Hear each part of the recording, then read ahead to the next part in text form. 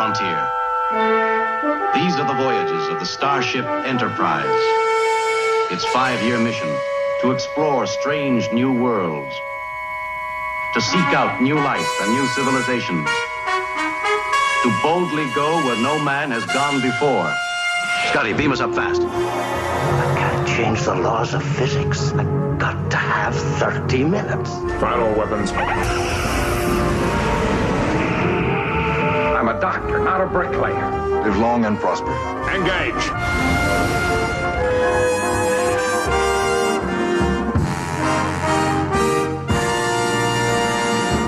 Fascinating. 40 years of being part of something excellent. Powerful nostalgia, potent memories.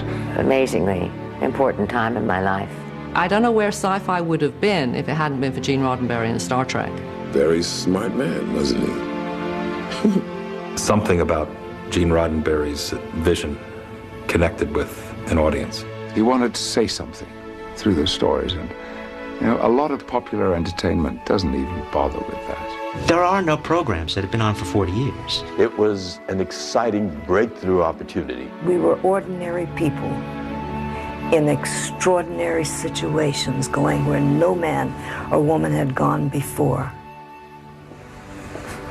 Hello, I'm Leonard Nimoy. On September 8th, 1966, the world got its first glimpse of the future. And now, 4 decades later, Star Trek continues to prosper, and its legacy is one of hope and perseverance.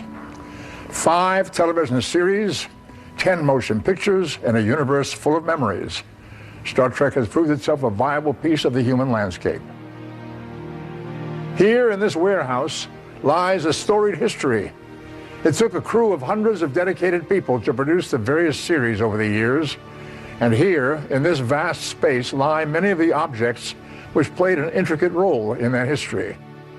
So it seems only appropriate that now, on this 40th anniversary, we let the most loyal fans in the history of television have an opportunity to own a piece of the future. Recently, Paramount Pictures teamed up with Christie's auction house. Together, they put on an auction of galactic proportions, selecting over 1,000 of the most memorable and valuable items from the Star Trek franchise and making them available for the first time ever to the public.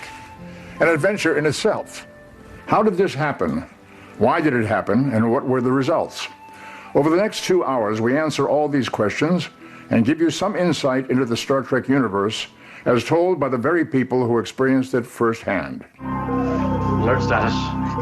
We're being scanned, Captain. A deep probe, incredibly swift.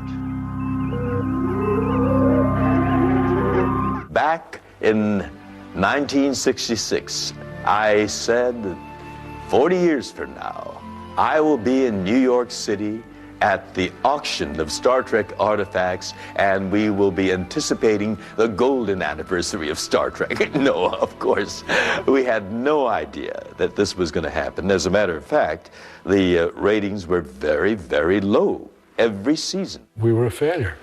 We hadn't been successful in attracting an audience. I wish we had had more time because there were so many stories and development of characters that Gene wanted to do. We were a canceled series.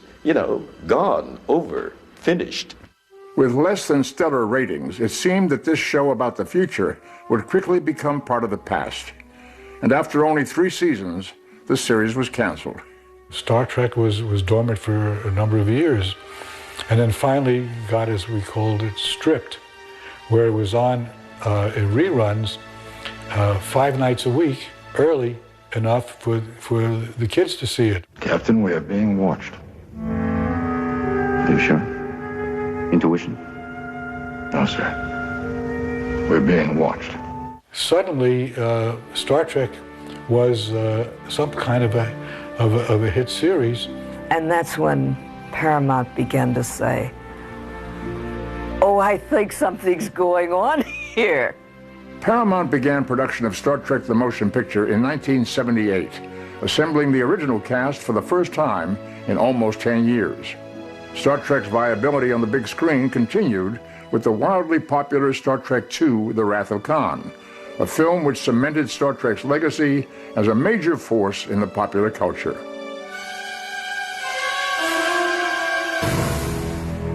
Star Trek's success continued with the production of Star Trek 3 and 4, and finally closed out the decade of the 1980s with the release of Star Trek V, The Final Frontier. In 1991, Star Trek VI, The Undiscovered Country, would mark the end of an era as the original cast set one last adventure in the galaxy. And I thought, if they're going out, and this is going to be, they're going to stop this, this would be the one to stop it, and blessedly it was. And then the Next Gen had been sold, and as we were doing the Star Trek VI, we were across the way, their trailers were over there, our trailers were here, and then we got to meet and greet everyone.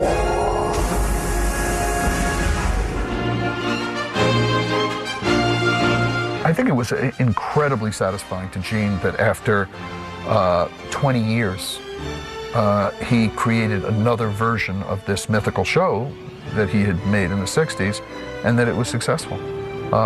There were a lot of naysayers. There were a lot of people who said, this isn't going to work. It's not, you're not doing Kirk and Spock again. How dare you? I was asked in the first year, how does it feel to be stepping into the shoes of Captain Kirk? And I had the presence of mind to say, excuse me, but Captain Kirk is still filling his shoes very, very adequately, as indeed Bill was. They were shooting a movie when we were starting ours. These guys were the originators of all of this, and what, in 3 seasons, what Bill achieved, what he established with that character, I think, towers over everything else. Just remember that I said that, Bill, the next time we decide who's paying for dinner. When we first started on the show, we, meaning the actors in the show and Paramount who produced the show, weren't sure of how an audience was going to, whether they were interested in embracing another version of Star Trek. This is just another page in history, isn't it? When we started hearing the buzz about another Star Trek series called Star Trek: The Next Generation, we were a little miffed because we thought we personified Star Trek. And Jimmy Doohan was particularly incensed by that. He said, we are Star Trek. Our chemistry, our personalities, our character is what makes Star Trek what it is. The Next Generation is doomed to failure. He said, I'm not going to watch it at all. What do you make of it? I'm not quite sure. Looking back now, because the show was so successful eventually, we kind of forget about the first season, and that people were not happy that we were on the air. And they were reluctant, I think, to let another enterprise in the galaxy. And eventually, they embraced the idea of Captain Picard, and they embraced the idea that there were other officers in Starfleet, and we stayed on for 7 years and made 4 movies. Next year would be our 20th anniversary of walking on that bridge for the first time, yes. As you know, we could outrun the Klingon vessels, but we must protect the Enterprise C until she enters the temporal rift. And we must succeed. Let's make sure history never forgets the name Enterprise. Got out. With the success of The Next Generation and Star Trek's continued popularity, Paramount launched its next series in the Star Trek franchise when Deep Space Nine premiered in 1993, led by the commanding and dynamic Avery Brooks as Captain Benjamin Sisko. Soon, a 4th installment followed, as actress Kate Mulgrew broke the mold playing Catherine Janeway, Star Trek's first female captain in the series Star Trek Voyager. With Enterprise, the series' 5th installment, the show's creators took Star Trek to the past, as Captain Jonathan Archer, played by sci-fi favorite Scott Bakula, and a whole new Enterprise crew found adventure in the galaxy 150 years before the days of Kirk and Spock. There's just been, over the past 40 years, an incredible, insatiable thirst for Star Trek, and I think with each successive show, from Star Trek: The Next Generation to Deep Space Nine to Voyager to Enterprise, there was just always great anticipation. Each time we launched the shows, we delivered. Rick Berman delivered. Rick Berman and his co-writers and co-producers and talent behind the scenes delivered. Star Trek's been around for 40 years, and during that 40 years, it's become part of the American mythos, part of the American nomenclature. A lot of TV shows are lucky to go past 1 year, you know, and here we are on a show that it's in its fifth, you know, has had 5 incarnations of different Trek casts. It's truly amazing that even after 40 years, it's still that popular. There are no programs that have been on for 40 years. And not only is that a long time, but as I said before, it's a thing that one generation shares with another generation. And there is no TV program like that. Well, we are the sum of everything that has gone before, after all. We have 10 movies and over 700 hours of television that they're all showing somewhere on any given day or week. Around mid-90s, Star Trek was just insanely popular. And Kirk and Picard were on the cover of Time magazine, and there was a movie coming out of Next Generation, and Voyager was premiering, and Deep Space Nine was on the air. Just huge. It was great to be there, to be part of the ascension, the reascension of the franchise. A hell of a trek. How wonderful. 40 years. Who'd have thunk it? Certainly not yours truly. The odds against you and I both being killed are 2,228.7 to 1. 2,228.7 to 1? Those are pretty good odds, Mr. Spock. And they are, of course, accurate, Captain. Of course. Since there's been commerce, there have been auctions. From the most intrepid of bidders looking to add to their vast collections, to the nostalgic hopefuls just trying to get their hands on a fond memory, auctions have been the platform of choice. The one commonality they all share is a desire to own a piece of what they consider near and dear to them. For some, it can be for investment. For others, an object which delivers a dream realized from days past. Either way, collecting is in our blood. It's a part of our culture. And this auction is no exception. Sold to my bidder at $5,500. Sold at $1,400. Lots of interest in this. Sold for $4,800. Sold! Christie's, I think, well, for this particular type of business, we are unique. We think it's fantastic for our profile. It brings in a lot of new buyers. It's a tremendous opportunity for PR. And it gives us a different dimension. And people come to us because I think, you know, we've done very successfully with these types of sales before. But given that, just the massive opportunity that was presented by Paramount of saying, you know, look at all of this and this amazing amount of property that had been so carefully kept for decades. And then to understand that you could, you know, conceivably propose to them selecting some items from that and selling it to a community that maybe is even much more broad than what they consider the cult following of Star Trek. It's pretty great. But why now, Mr. Spock? I don't know. And I think on the occasion of the 40th anniversary, it was looked at and thought, what better way to give back to the fans who were constantly wanting connectivity with this franchise was to actually own the physical pieces that they'd seen on camera is unprecedented and something that seemed very appropriate to do. This day was inevitable. We all know it. And we've all tried to prepare ourselves for the challenge ahead. Right after Christmas, we were awarded the contract, much to my shock and amazement and joy, and then to my horror and terror, because suddenly I knew we were in deep.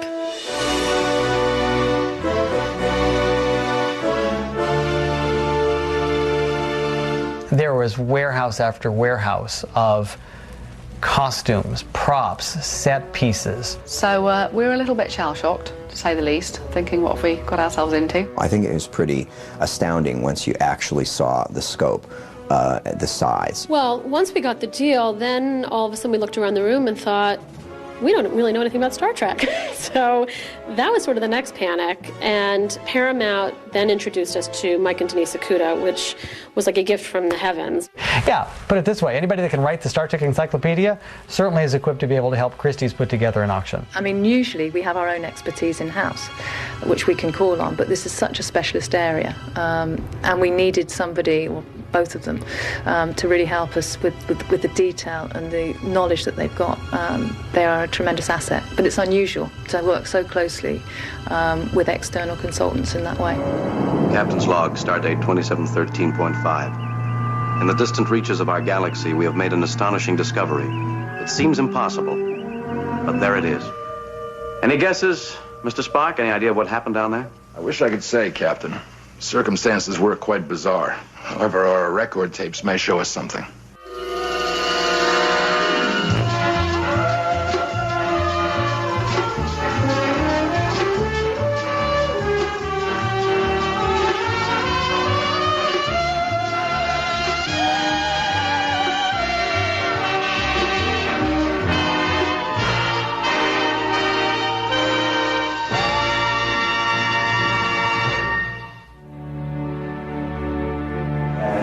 This is the Reliant from Star Trek II. This is the ship that Khan hijacked in his attempt to get revenge on Captain Kirk. It's been remarked and redone for any number of ships. So it's labeled as the Saratoga now.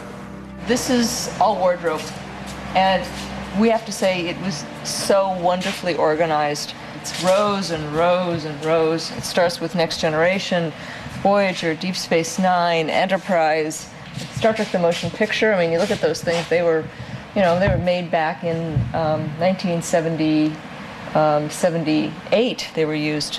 It goes on and on and on.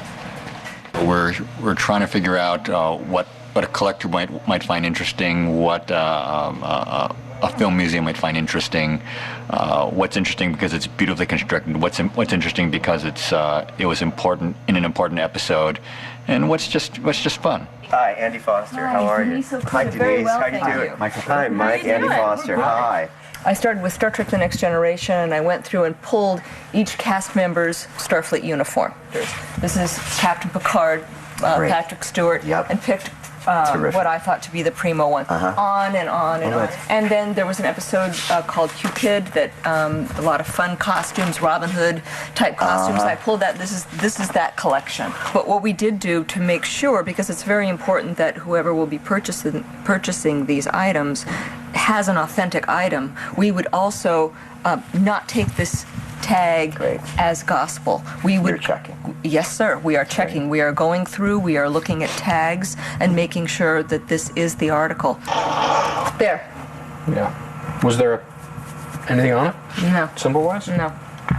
I actually don't think this is it. I don't think this is. No, this is Finnegan's. This is not the same. This is not the same. Definitely.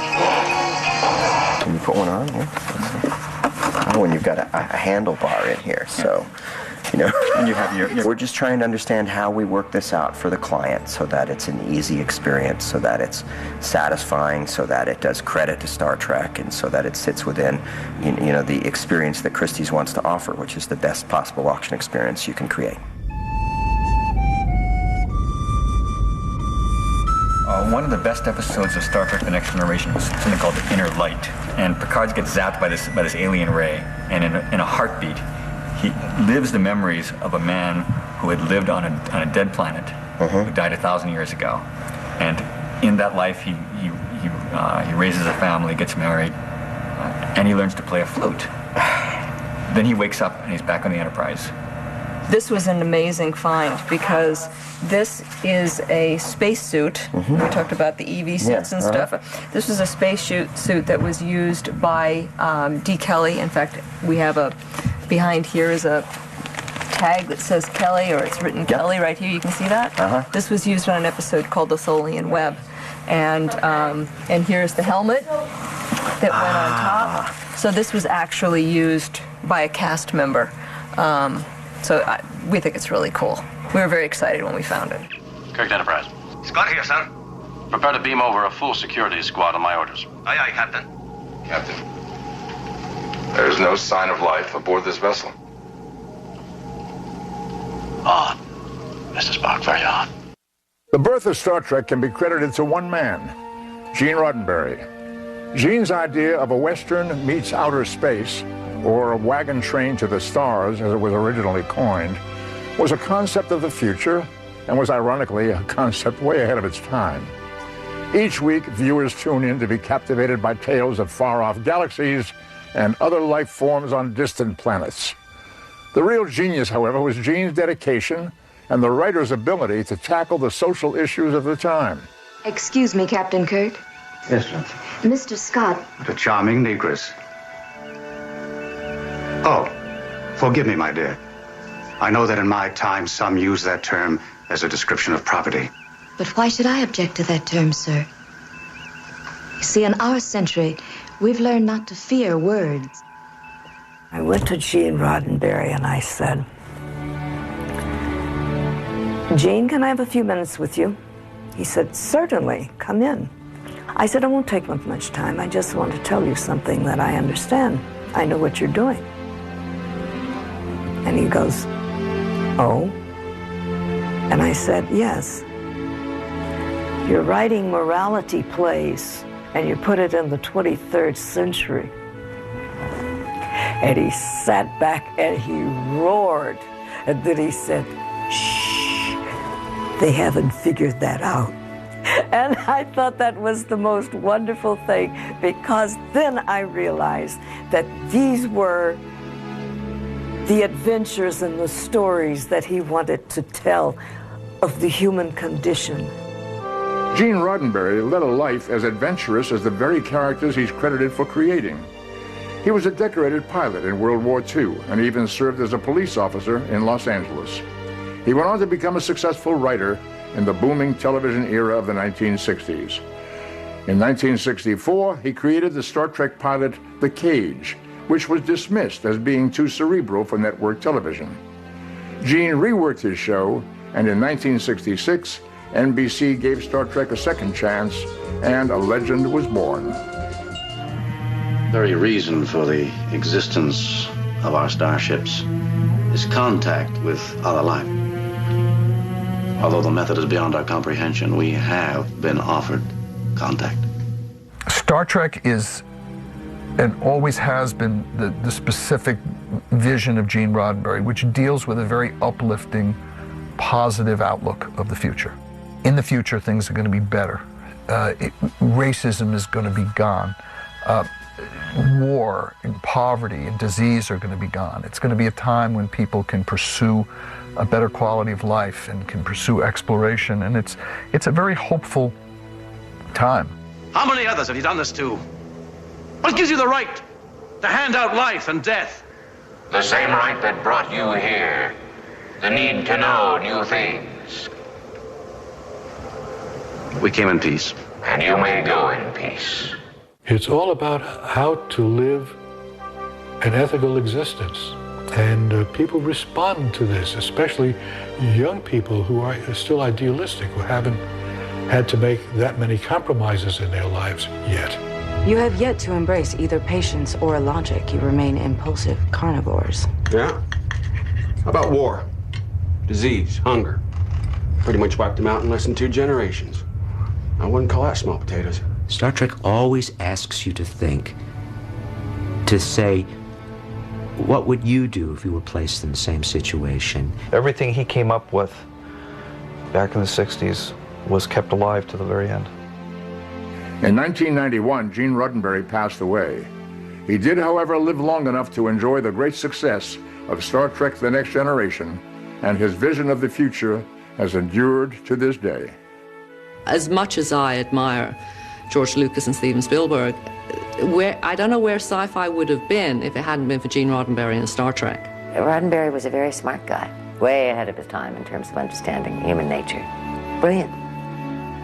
Gene did the extraordinary thing of creating a philosophical and moral set of, an ethical set of benefits for people. By putting it in the future, Gene was able to talk about race prejudice, which you otherwise couldn't talk about. He was able to talk about gender prejudices, which you otherwise wouldn't be able to talk about. Well, a man of great vision, after all, wasn't he? Mm-hmm. Yeah, it's self-evident now. He wanted to say something through the stories, and you know, a lot of popular entertainment doesn't even bother with that. You know, let's just do something glamorous, exciting, beautiful, sexy, whatever. But Gene cared about the content, and that lasted all the way through. This is not a ship of war. This is a ship of peace. Well, I would like to think that we did our best to keep his vision of the future alive in all the shows and films that we've done. Back in the warehouse, the auction specialists continue their search. Basically, we're here to help with the Akutas in any way we can. The scale of what we have here, I mean, just the crates that we have in this warehouse to go through and make the decision of whether or not they want to put it in the sale. And yeah, I mean, the costumes they have, I mean, there's thousands upon thousands of them. Okay. We'll get that down. We'll pull this out and get that bit down for you so you can decide on that. Okay, my sense is we'll take this piece, but not that, but let's take a look at it. We'll help with the packing, we'll arrange the shipping. It's a long process, and it goes back to New York, and it gets unpacked again when it reaches New York, and then it gets photographed to get put in the catalogue, and then it gets taken to the sale room and put on display, and then it gets sold. But this initial process will take a couple of months.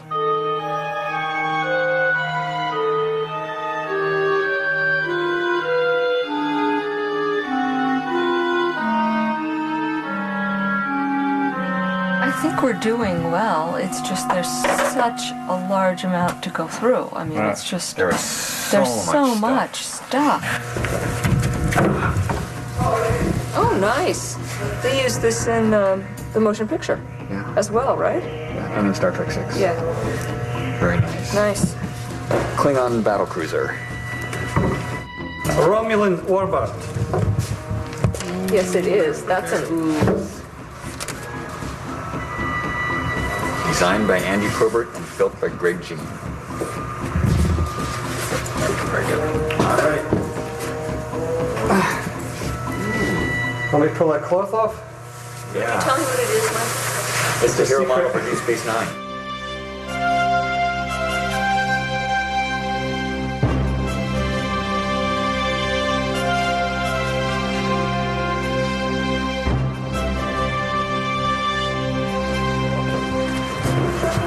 I think we'll take this one. You like that one? Yeah, I think it's a good one. This is an amazing artifact. This is the Hero 6-foot Enterprise from Star Trek The Next Generation.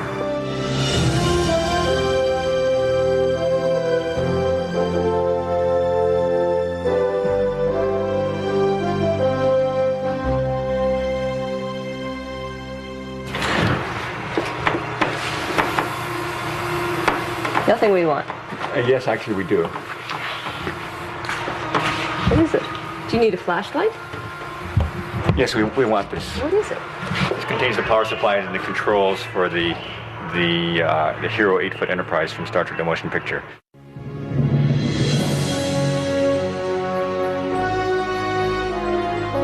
This is the Starship Enterprise from several of the Star Trek movies. There's been very, very few Star Trek models in the auction market, very few that have exchanged hands. So these are really the most iconic models from Star Trek. And having such a wide range of them as well makes sure that all of the fans can have a go at all different levels and all different price levels. So yeah, I certainly expect the Enterprise models to do really, really well. I think the great thing about the Enterprise models is A, their role in Star Trek, but also some of them have been made by Industrial Light and Magic, who also make the models for Star Wars. And to have something made by those model makers is something that is very exciting for collectors. Obviously, there are ship models which is a lost art. I mean, they don't use ship models for that stuff anymore. They use CGI. So these ship models are just, the details just absolutely gorgeous. So the fact that we have all these models that have been made over all these years, they're really pretty rare now. I mean, it really is an incredible thing to collect.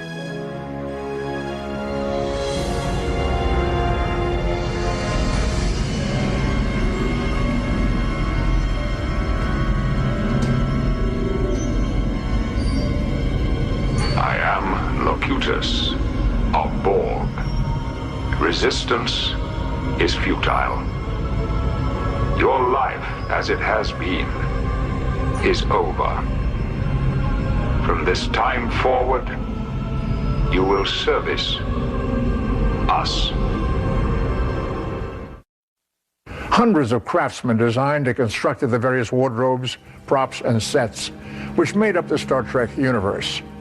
Dozens of makeup artists transformed us from everyday people to the many alien species like the all-too-familiar Klingons or Borg.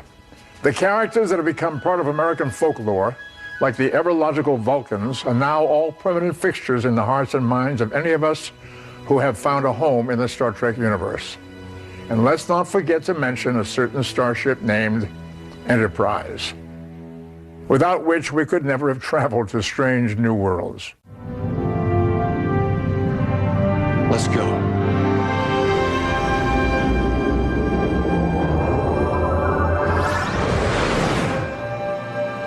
From the largest set pieces and models to the smallest prop, each item in this auction holds special meaning for many people. The things that people have celebrated for 40 years are available. Lots of people are going to be able to touch and hold things that they thought they'd never see. It's about recognizable emotional value.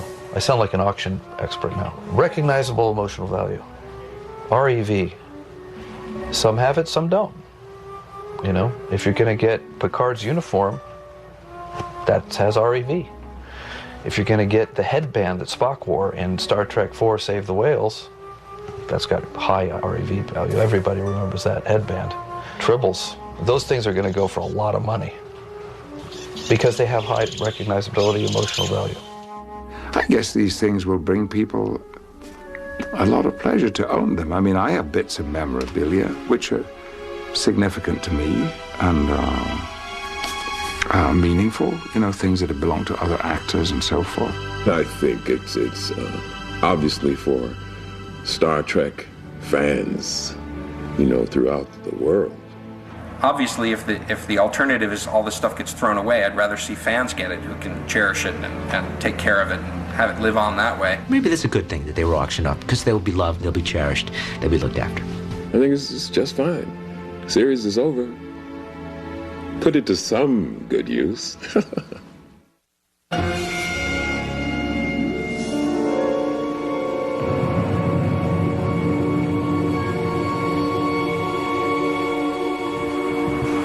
Where's Mr. Okuda? I demand to speak to him immediately. We've got the sticky painted hero version. We actually brought in a colleague of ours. His name is Dave Rossi. He worked on Star Trek for many years. He's associate producer on Star Trek Enterprise, and he knows the subject well.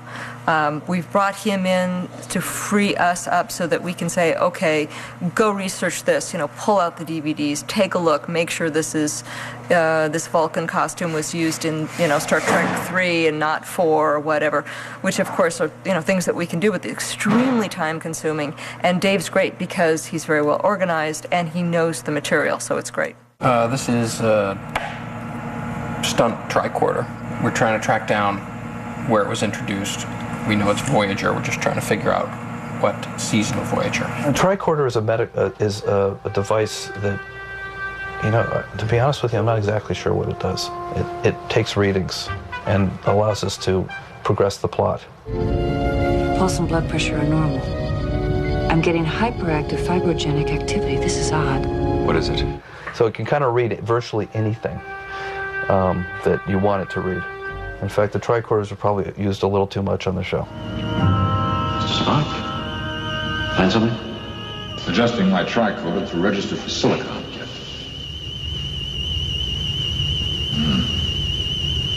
Interesting. There was something called Phase 2. It was the second Star Trek television series that didn't go. It was like 3 weeks out of being in front of the camera, and they pulled the plug, and they made Star Trek the motion picture because a little film called Star Wars came out. And so Paramount said, oh, well, we have this property called Star Trek, why don't we make a motion picture? So in here are some outlines of the stories that were going to be for the next television series, Phase 2. A lot of those stories were redone and modified for the second season of Star Trek The Next Generation. Impossible. What would a Starfleet officer be without his costume? Wardrobe in the future takes a creative vision. The costumes of Star Trek identify each character and enhance the visual spectacle on the screen. Oh, Bob Blackman, he had like the hardest job of anybody. It's hard enough to be a wardrobe designer on a regular show. But now imagine where every week you have to come up with wardrobe for different species every week. And you have to think of brand new stuff every week. The script never gave you a lot of description, which I'm thankful for, because then I wouldn't have to sort of fight preconceived notions of what they should be, whereas I could become much more of the creative force by saying, you know, these guys seem sinister in this way, or they, you know, this guy seems smooth and sort of oily, and maybe he's like a used car salesman, or maybe he's like a, you know, a hired gun, or maybe he's, you know, I could take it in another way that sort of would be my interpretation of it. So when you think about Bob Blackman and his imagination, huh? All these people, you know, different species, different shapes, sizes, huh? The Vidians, these are organ-eating aliens. What does an organ-eating alien wear? Right? 7 of 9.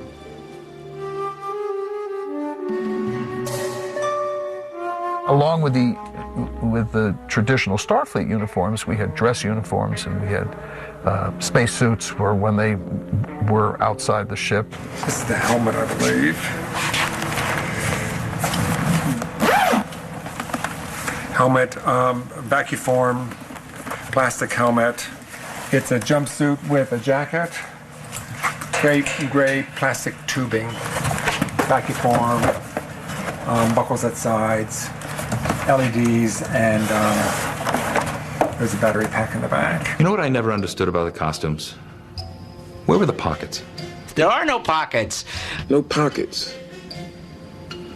I'm so accustomed to pockets. It's tough. And for Quark, that was difficult not to have pockets. We had nothing in our pockets. We had no place to put our hands. Where'd you put all your stuff? But the shoes were comfortable. The cosmic cheerleader outfit? Yeah.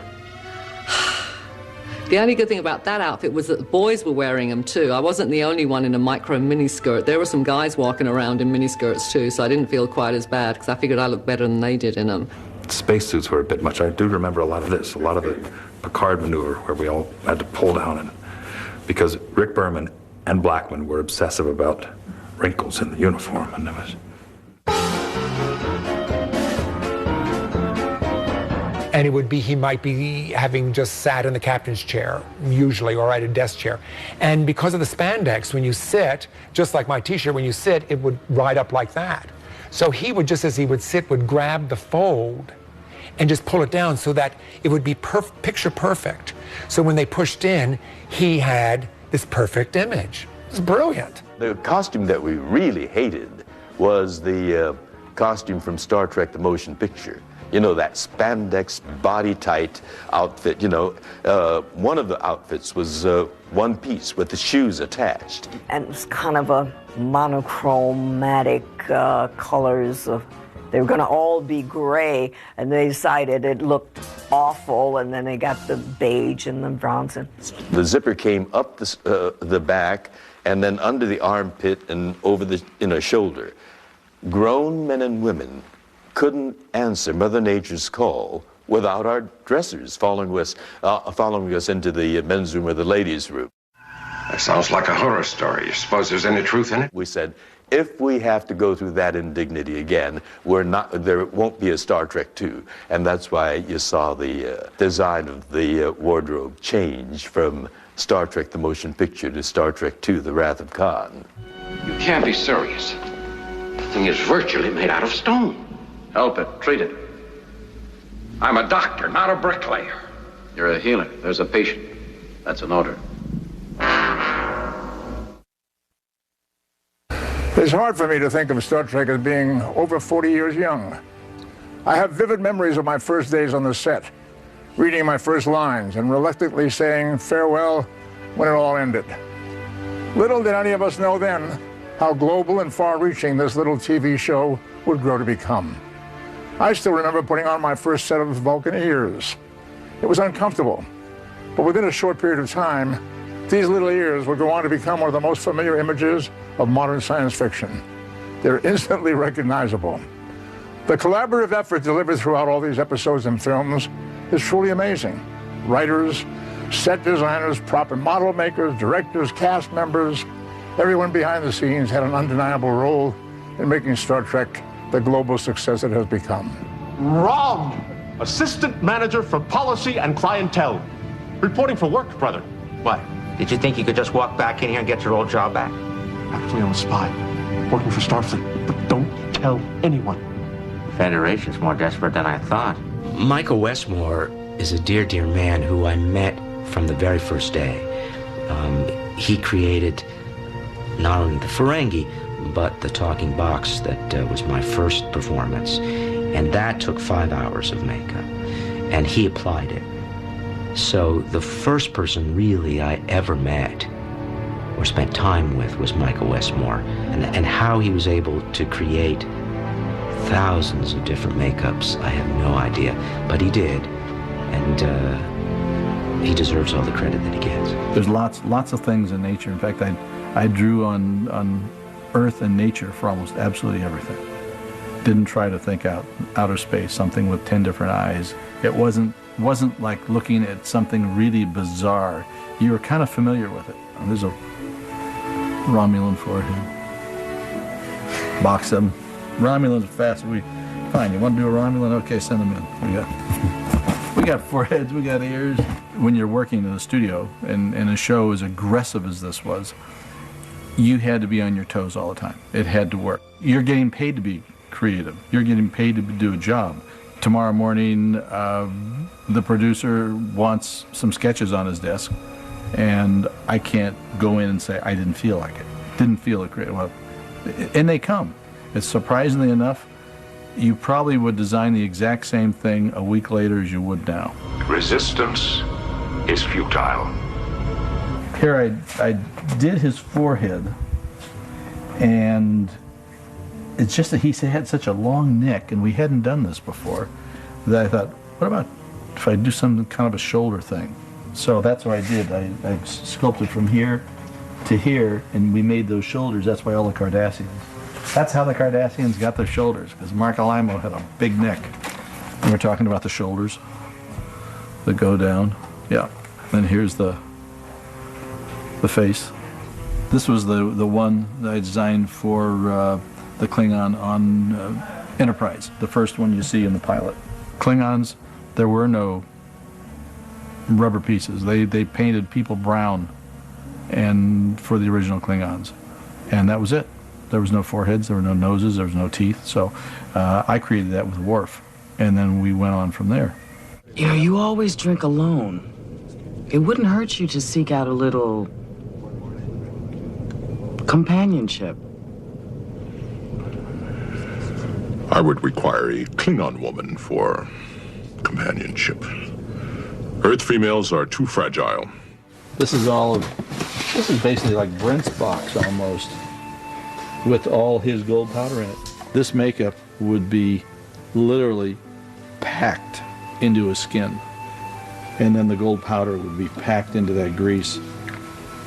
Brent's hair was lighter on the edges. You take this with some water, and you go like that, and then you take and you brush it into his hair. And this would also take the gold out of the hair if I had any little extra powder that was over it. We had a makeup lesson in Data. Fascinating.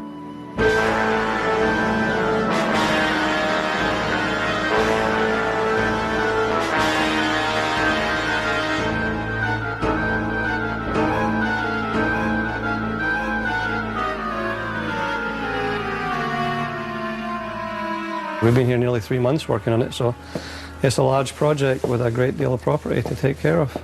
We organized trucks, 5 so far, to take it all back, and in this case the ship to New York, and there's 2 photographers working round the clock, I'm told, to get the photographs done in time, because there is a catalog deadline, a printer's deadline, which I don't remember what it is, but it's not far away.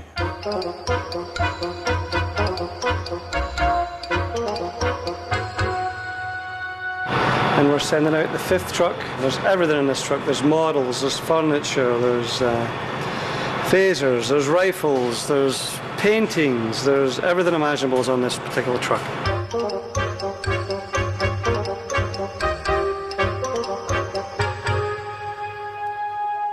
we're looking for is the transporter, so that we can transport all this to New York just by going.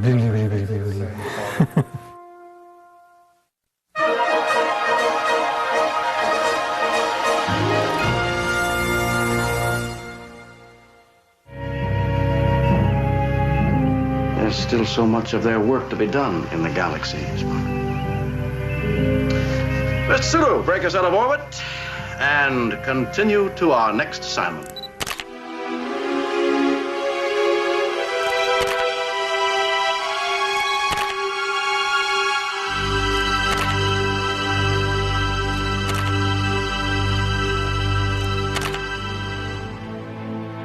Here we are at the warehouse in the Bronx, and we've got all of the things that have been shipped from Paramount in Los Angeles to us, and it's all got to be photographed, every bit of it.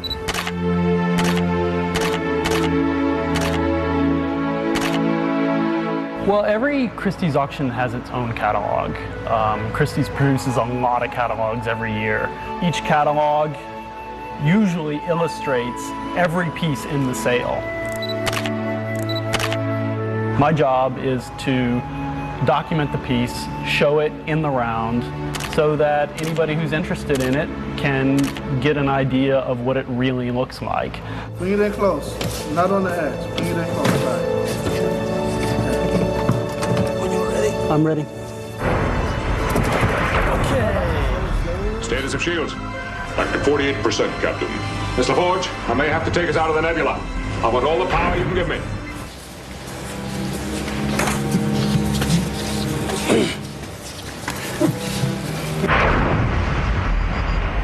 Direct hit, Deck 9. Damage report. Structural latching system integrity breached. Prepare to take us out of here, number one. The larger models in general take a lot more time than the smaller ones. I took 2 shots of it, and I spent a total of 3 hours on it, which is a while, but it's not too bad considering how large an object it is. Fire up the engines, half impulse till we clear the nebula, then punch it up to warp 9. Ready phasers, load forward torpedo bays. Engage. Trekkie, or Trekker, as some would prefer, is a term which describes the most dedicated and die-hard of Star Trek fans. As the years have progressed, so have the love and desire for Star Trek. If one is looking for evidence, one need look no further than any number of Star Trek conventions which take place in most corners of the world on any given weekend.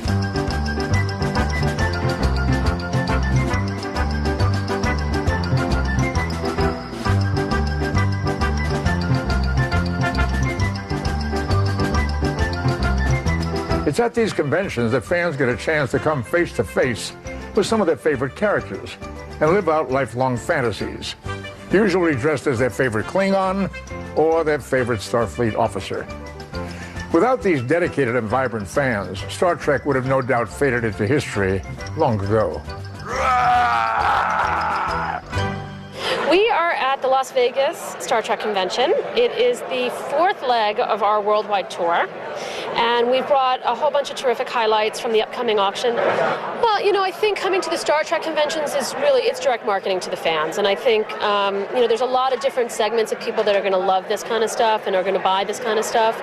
But the reality is the community that supported the franchise for 40 years is really at the core of it. And so coming to the shows, it's goodwill, it's relationship building, it's giving them sort of the first peek of all of this, which, you know, I think that they are owed. This show's actually particularly amazing because we have unveiled our newly minted, hot off the presses catalog. Mike and Denise Okuda wrote not only phenomenal cataloging, but amazing, funny, anecdotal footnotes. So it really is the most incredible visual journey through all of Star Trek, I think, out there. You speak of Christie's, known as a human place of commerce, where things of great value on this planet are sold to those who will truly appreciate them. When you work on a show like Star Trek, you get an audience that's quite different than if you're working on a show like The Cosby Show or Cheers. Those shows had far, far larger audiences than we did, won far more awards than we did. But the fan base was nowhere near as passionate. The black one is Mr. Data, and that's Lieutenant Tasha Yar, and that's the next generation of Starfleet poodles. We have had another set before that, so we've had a lot of poodles. Hey, Data, don't talk like that now, come on. I hadn't encountered people like this before, but the more I encountered them, the better I liked them. They come from all walks of life. They're not some imbecilic little people running around who need to get a life. They are human beings of great quality. Dave Bluestein is Spock and Alexander from Plato's Stepchildren. People ask us, are you embarrassed to go out in public? Absolutely not. This is who we are. We're Star Trek fans. There's nothing to be embarrassed about. You know, I have a full-time job. She has a full-time job. We all have real lives, but this is playtime. We're really, at least to my mind, we're all here ultimately celebrating Gene Roddenberry's vision. And we're in this kind of an infectious spirit that pervades that enterprise, that brings, no pun intended, that brings us all together. Yeah. Star Trek allows everyone, regardless of economic background or anything, to have a hobby, and it's a great hobby.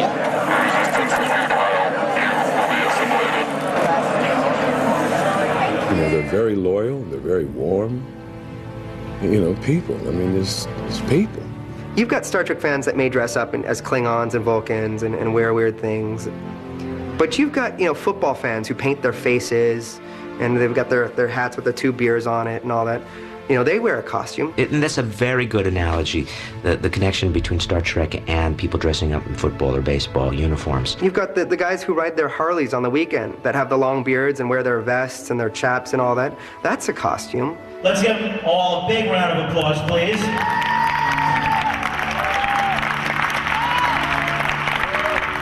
Because without the folks turning it on, without the folks supporting it, talking about it, sharing it with each other, then there is no Christie's auction.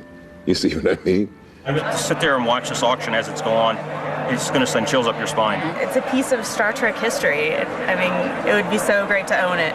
Oh, if I had all the money in the world, if I were Bill Gates and I could buy whatever I wanted, oh God, captain's chair maybe? Yeah, that would work. Something that Patrick Stewart wore. Oh yeah, or something of Jonathan Frakes'. Really? George Takei!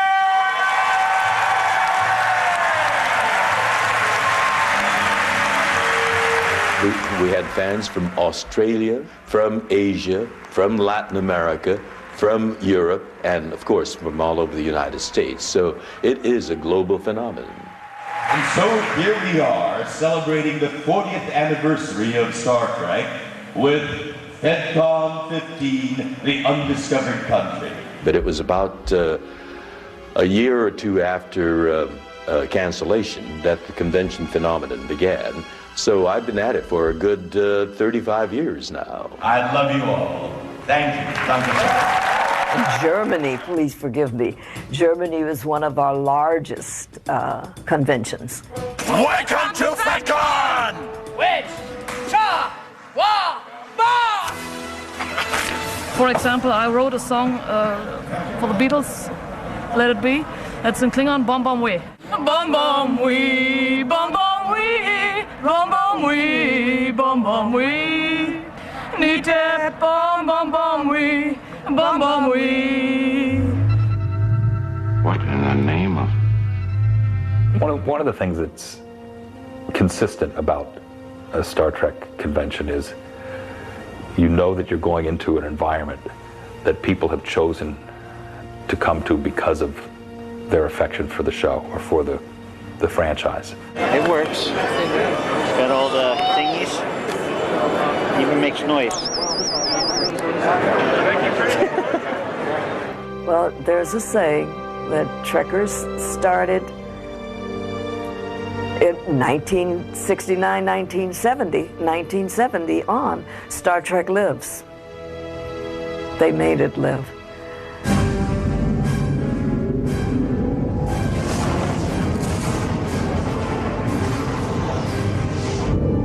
I'm picking up a Polaron beam.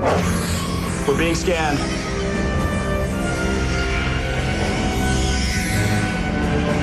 Think good thoughts. Shields to maximum. Stand by all weapons. My God.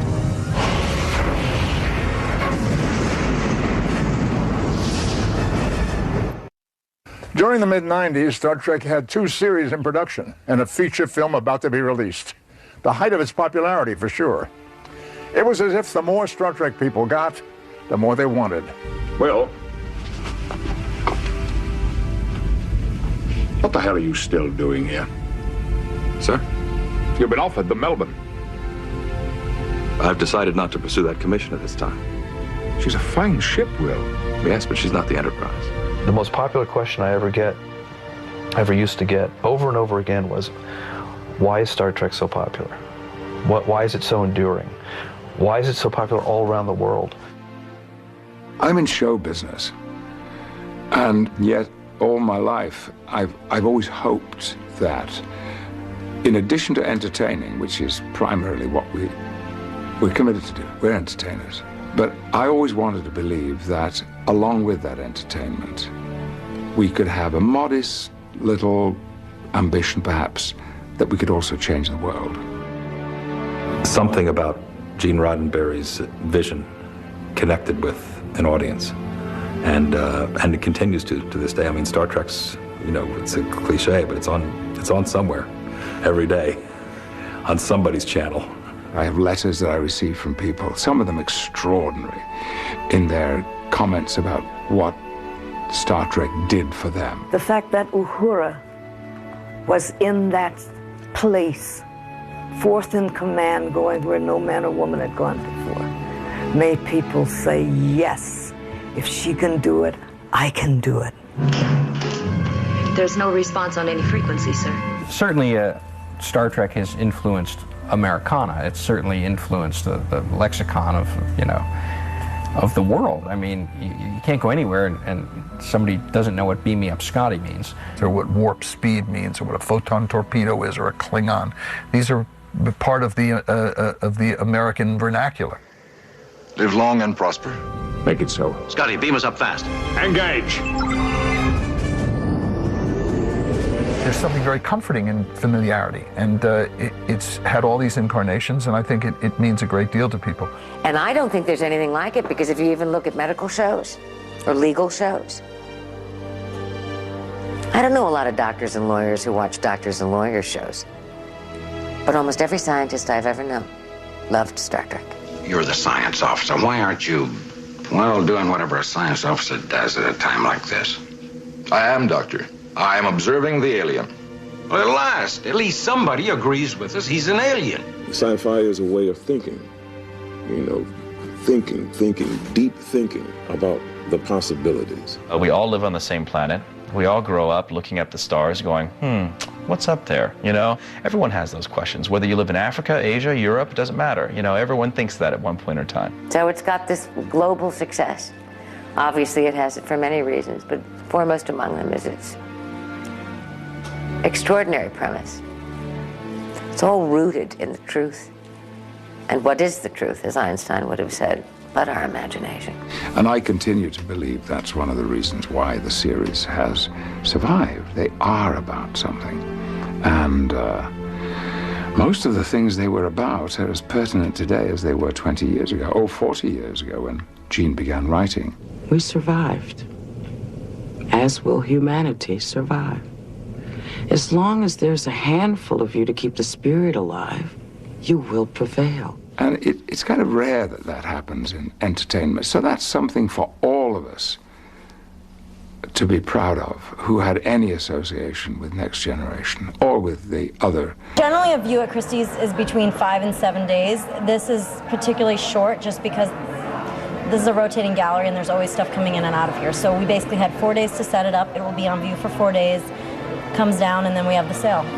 Well, we get our regular sales, but this obviously takes a lot longer to set up because it's more complex. There are many lots. I mean, 1,000 lots is a lot of lots to have in one sale. And we've had to recreate a lot of things in terms of the sets, etc. So clearly that's more of a logistical setup time. It's been a test. I mean, there's, again, so much volume for this kind of sale that bringing this in and staging it and lighting it up and making it look really fabulous, because it's not just about having access to it, but it's really like a curated show. It's like an exhibit. It's like going to a museum. So it is installed in a way that really makes it look its best. And in fact, when I was walking down when we were finishing a setup, there were a couple of guys, I think they were from the company that's been doing the load-in with us. And they said, yeah, and then they're taking it down in like 2 days. Can you believe that? And it was just fun because in the end, that's what we're about. We take all the measures we need to make it look as special as we can imagine it, and then we take it down, and it's gone.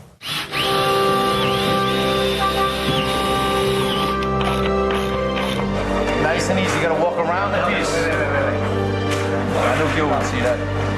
Somebody set the post. Tell me when to come down. All right. Oh, there you go. Slowly. There you go.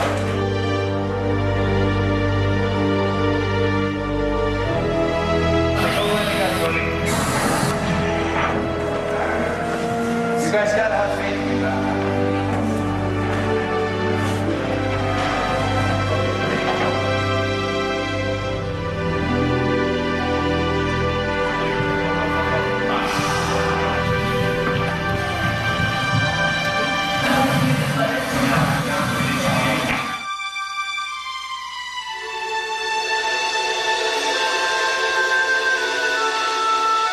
This sale probably is 3 times the size of any other sale we've ever worked on before. Just the size that it's taking up, the time that it's taking up, the amount of people who are working on this sale within Christie's is just phenomenal. And everyone's been doing an amazing, amazing job.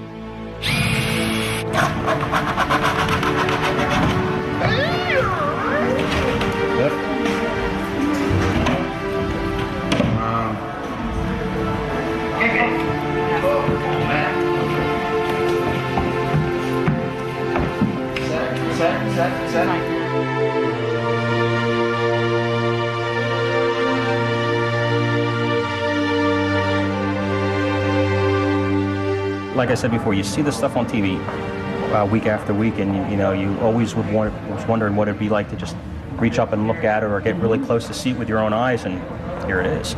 And that they have things from the original Star Trek is just the best. I mean, all the other stuff, Enterprise and everything, saw them all, loved them all, but Star Trek, the original, is the one. I love to look at all of this because I've seen these episodes, I can't tell you how many times. You know, after working so hard to get this up, the best thing about it today has been that people are so excited, and their little kids are excited, and it's nice to actually see that there's a good reaction because it makes you feel better about the sale.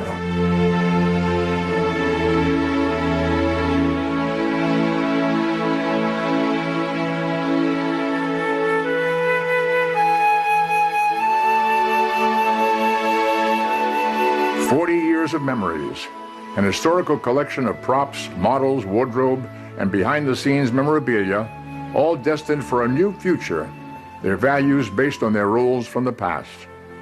Just how valuable will these items prove to be? When we return, we'll find out as the stage is set and the greatest auction in the universe begins.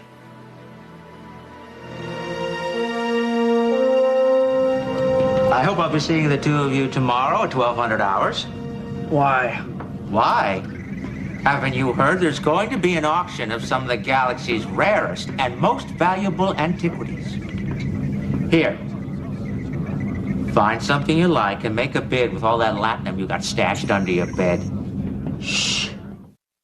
So, after months of planning and preparation, the wait is over. This partnership between high-end auctioneering and high-end entertainment has come to fruition.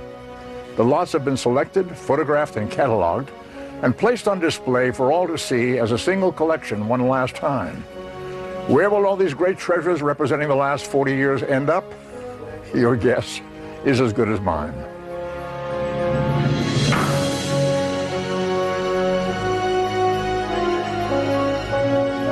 I'm looking forward to see what kind of noise this auction makes. I think it's exciting. I think it will stimulate a kind of multi-leveled, multifaceted response. It should be quite successful. Historically, in terms of television, yeah, these things are important. I'm pretty sure from all indications that it's going to exceed the expectation. So we're going to start with our first lot. Everything will be shown up on the screen. We're starting with Next Generation Movies, manuscripts and production art. And for the first lot, this is the call sheets and costumer notes. How about $300 to start this? Okay, $300. Gentleman's bid at $300, $350.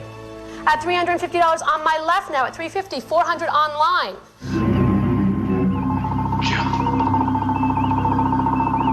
$1,200, very last row at $1,200, not yours now. At $1,200 then, it's against the room, it's against the internet bidder at $1,200. Offer selling for $1,200. 261. And that's how you start an auction. Fascinating.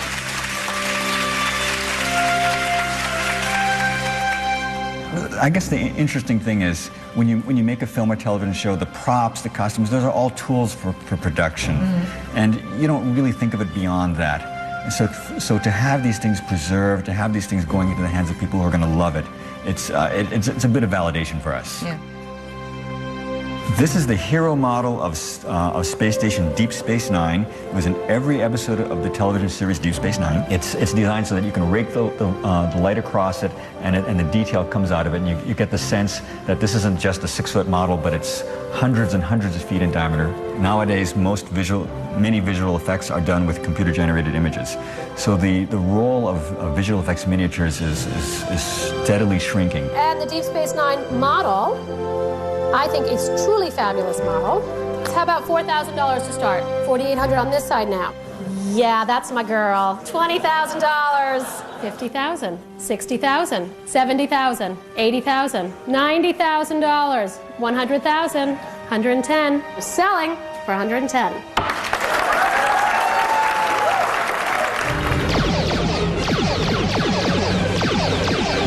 On Bird of Prey. I think this is like the most photographed model in Star Trek, and it was in so many different incarnations. They put a price on these things, but what we're really hoping is that there's a Star Trek fan, that this piece, they grew up watching it, and this is their favorite Star Trek. We're just really hoping it goes to the right person. And we're going to start with the Klingon Bird of Prey.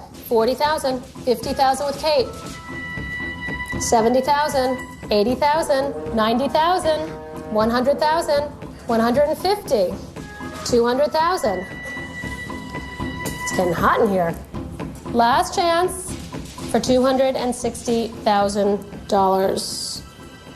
Laura. I thought that too. I'm like, what would I want from this auction? But see, I have to go back in time and think I could have had anything from these damn catalogs. I have a storage room with nothing but Star Trek stuff in it. All of it, my own. It's not stuff that I've nicked. I didn't walk away with things. Maybe I should have done. I have a few souvenirs. I wish I'd taken more, actually. Now they're selling it, I wish I'd taken more. I would have taken this little Tootsie if I could have. Of course, I can't get away with that. Don't be me. I was offered any number of the original costumes, and I know, I had worn them and, time to move on. And I had some personal things that I let go, for which I regret now.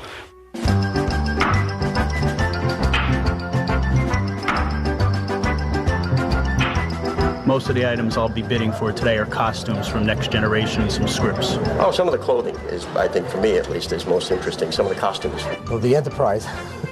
I would like to just get my hand up to say I bid on it, but I have no chance of winning it. But that would just be cool, just to bid on it. I really wanted to get the backlit Cardassian symbol. Oh, there's a few pieces that I'm interested in having. Sold! I spent probably, I don't know, twice as much as I expected to. It's crazy. we expected the prices to be higher than the estimated, but not this. Not that much. There's phone bidders, there's online bidders. You don't know where the bids are going to be coming from. I'm selling online for $4,500. Sold! I can't bid too much. My wife will do things that will be unspeakable to me if I go too high, so...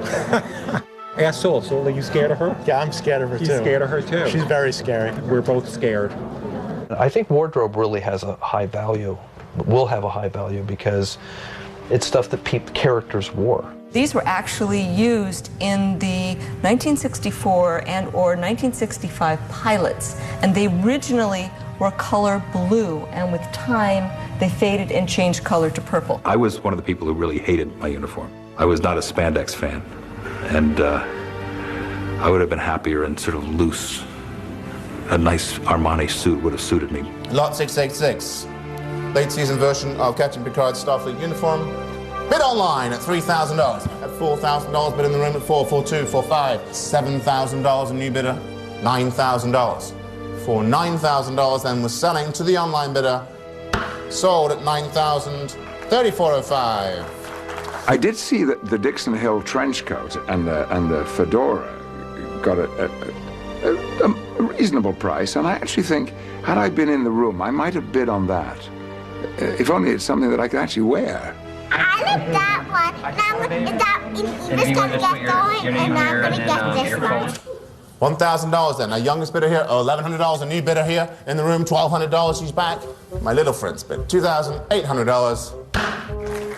This is Helen of Tribeca, and a third-generation Trekkie, starting with my mother, through me, and I've passed it on to her. But come back here. Oh, now she's shy. She wasn't shy when she was bidding. You can't bid against it. I mean, look at her. She has that lovely smile on her face, and smart move. Gonna sell for $600. I did. I won the Taskmask. It's sort of the surrounding scales, not the actual face, but I believe it was actually worn by the actor, which is way cool, and really just a blessing because I got it for $900 and nothing in that room is going for under $2,000, so it's like a score for the little guy, you know. $900, still ladies bid at $900 that it's selling all through for $900. Yay!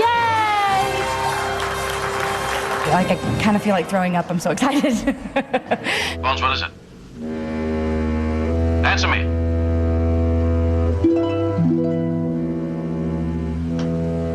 Jim, this ship is dissolving. My hand just passed through a man and a table.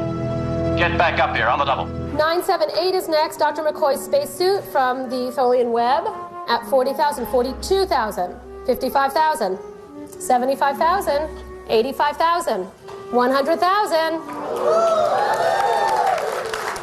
$120,000. Selling to the phones for $120,000.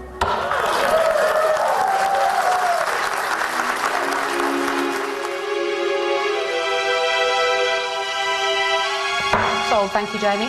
Yeah, these prices were higher than even we thought, and he's rich, and it was still too much money for him. I'm not rich, I'm a poor man, but in the middle of my big bid, one item I really wanted, number 110. What happens? In front of everyone, my wife calls.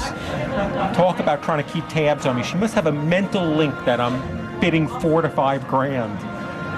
Could be some form of space madness we've never heard of. Okay, 984 is next for the small battle-damaged USS Reliant miniature model. $24,000. Gentleman's bid at $24,000. All through selling for $24,000. Realistically, I didn't think I'd have a chance. I thought it was going to go to a museum or, you know, a huge prize private buyer. But I stuck to my guns. I stuck in there, I dug in, and I got her. And she's mine, she's coming back with me. After the auction, Andy just had his head in his hands for about half an hour, and his face was just red. The realisation what he'd just done. Just won the Reliant. Sold online. I think the only people that hate the online bidders, there seems to be us against them. All done then, online. Selling to the telephone.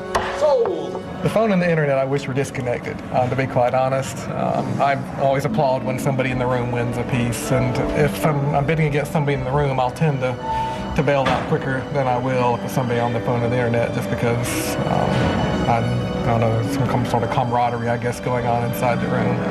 Lot number 357. The Starship Voyager miniature model. Go boldly. 100,000. 105,000. 110, sir. 110,000. You don't want to lose it for $5,000, do you? I mean, you sit there and you judge. You can tell. If the guy on the phone's slowing down, you know he's getting to his limit. His competitor was a phone bidder on that particular piece, and that guy was probably watching how he was reacting to his bids, you know, whereas we're sort of blind against who the phone bidder is. So in some I suppose you could say he almost had an advantage over us, but he just held the paddle and it's just like, didn't flinch at all. Last chance. Thank you, sir. Well done.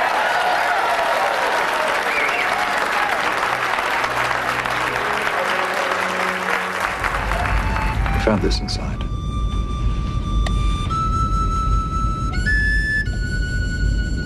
Lot 537, Picard's Resican flute. Have I pronounced that right?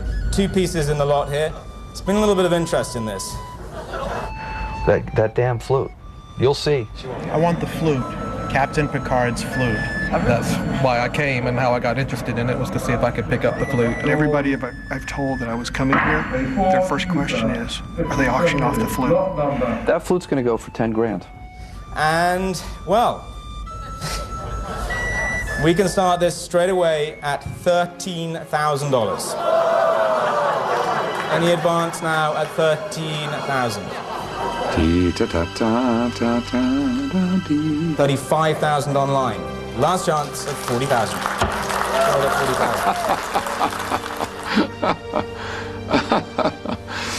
40,000. It doesn't play. It's not a real flute.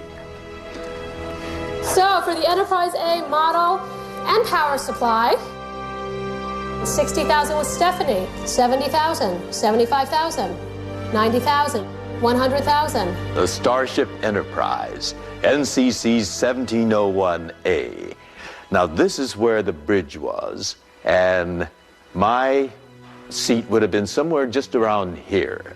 This is what you saw in the movies, and this is the oldest of all the models that we have here in the collection at Christie's. Selling for $240,000. Continue to fire all phases.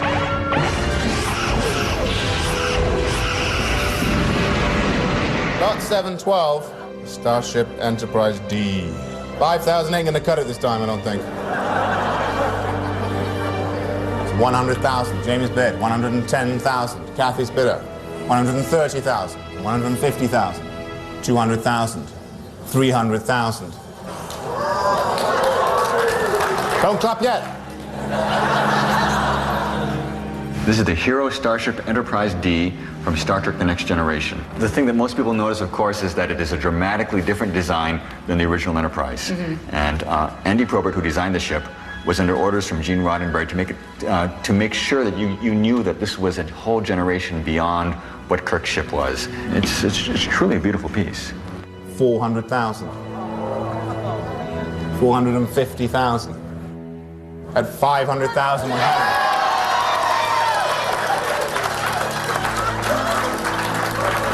it. Sold for $500,000. We were totally blown away when the D was sold.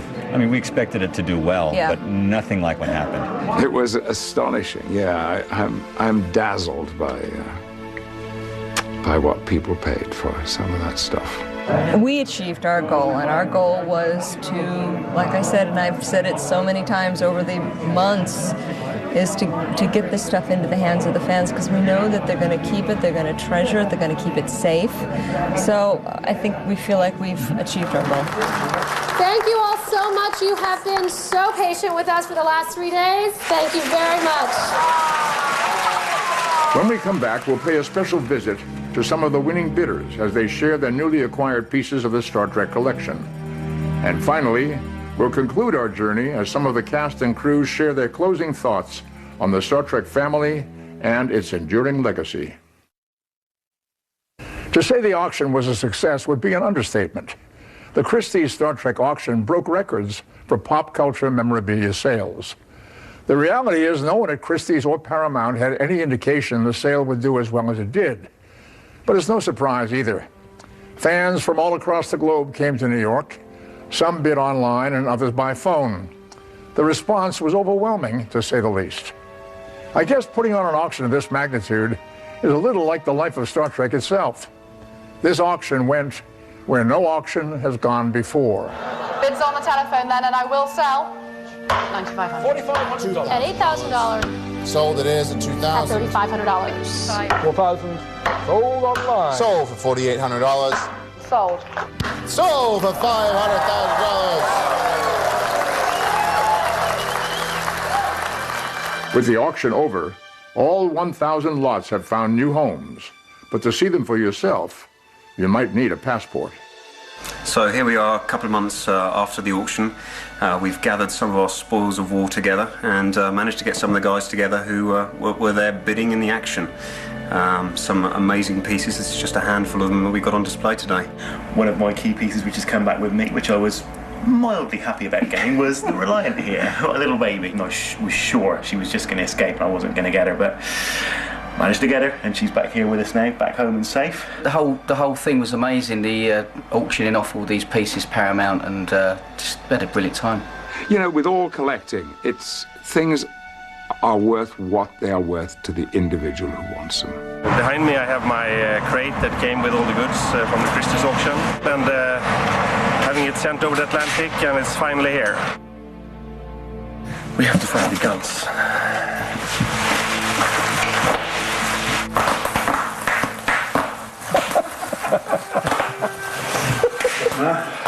If you want something, I know the passion of collecting. I know it. I know when my stomach starts to knot and tighten when I look at something and think, I want that. Behind me is our ship that we were able to purchase at Christie's. It's the Crema class starship from an episode of Deep Space Nine. Considering that I paid $4,000 for this ship, I think I got a bargain. So I'm very happy with it. I have my one of my original earpieces, and I think that was touched my heart, because every time I see it I think healing frequencies open. You know, I've been fencing or involved with fencing practically my whole life, and it started because of Star Trek. And this is Jean-Luc Picard's fencing outfit. And when it was up for auction, I said, have to have this. Well, actually I said it was for my brother, but he's not getting it.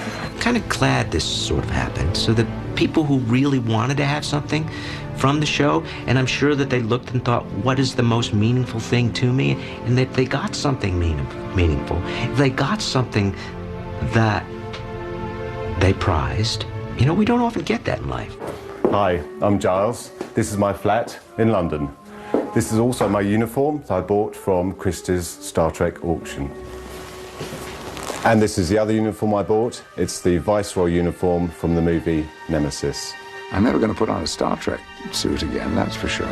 I do have one. I have them. The studio, several years ago, actually, Rick Berman arranged to present me with one of the last of the captain's suits that I wore. So that's stored away.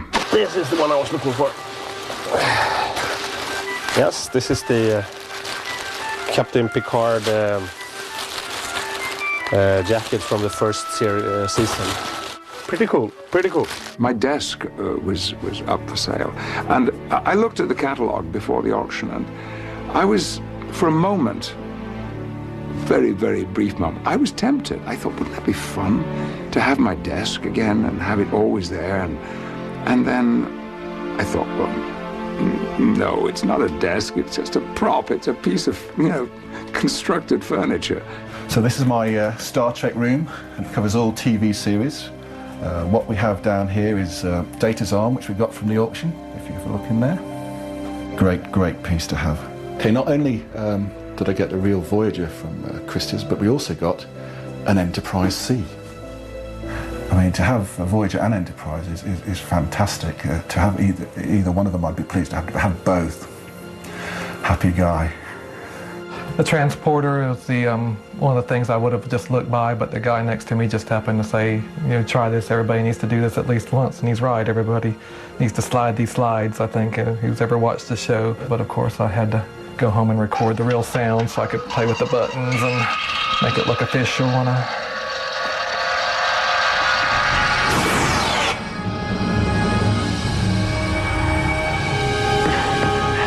Rich, we've got him. Sorry, Captain, we had no other choice. Brings a little Star Trek home to you, just being able to do something like that. 3 years ago, I didn't even know your name. Today, I can't imagine a day without you. Captain Janeway to the bridge. When I look back, I have fond memories of working with the cast and crew. And some of my closest friends that I'm in contact with today are from Star Trek. Which just goes to prove that when you travel the universe together, there's a good chance you'll form a bond for life. I don't think you've lost a thing.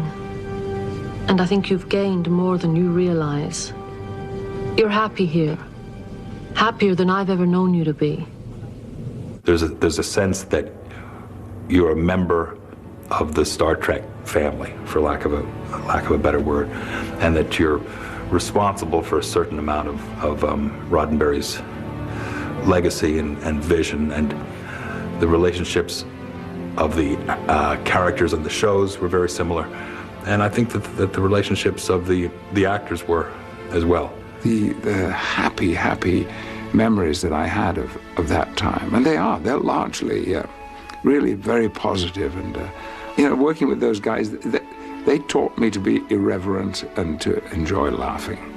I loved them all. In the end, when I had to do all those scenes of saying goodbye to them, it was just hell. It was hell. When I first took command of this post, all I wanted was to be somewhere else. Anywhere but here.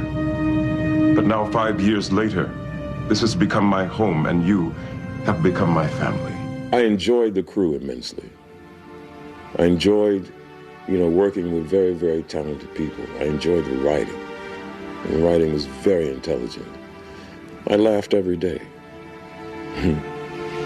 I feel very blessed in that my professional colleagues have become, over the years, good personal friends. And, some of them we've lost. Jimmy Doohan was a particularly dear friend. I used to call him my favorite drinking buddy. And in this derivative, mixed with alcohol, it merely deadens certain nerve inputs to the brain. Oh, well, any decent blend of scotch will do that. Oh, the irascible Jimmy Doohan, Scotty. He was always blowing off and then coming back and hugging, so you kind of got used to him being that kind of way. DeForest Kelley was a very sweet man, a very courtly gentleman of the old school. DeForest Kelley, I loved him very, very much. By golly, Jim, I'm beginning to think I can cure a rainy day. Can you help? Helped it? I cured it. I wish that Gene could have, lived another 20 years and seen how his legacy has grown and grown and grown in this way. In the period of time that I was dealing with the 4 series that I worked on, we produced 620-something hours of television, which is a lot of television. And I think the fact that the franchise is taking a bit of a rest now is going to be good for it. I think people will be always looking to see if it can't be, sparked into life again. Because as I've said before, the issues, the stories that it has are for all time. We can't be afraid of the wind, Ensign. Take us to Warp 4. And for the foreseeable future, the original, the classic series, Next Generation, Voyager, Deep Space Nine, Enterprise, they will go on screening too. This isn't the end. You say that with remarkable assuredness. I don't know, maybe if things don't really work out for me, I could, like Brent used to say, we can always put our suits on and we can do bar mitzvahs and, birthday parties and things.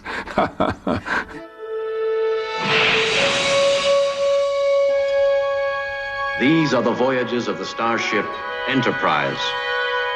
Its 5-year mission, to explore strange new worlds, to seek out new life and new civilizations, to boldly go where no man has gone before.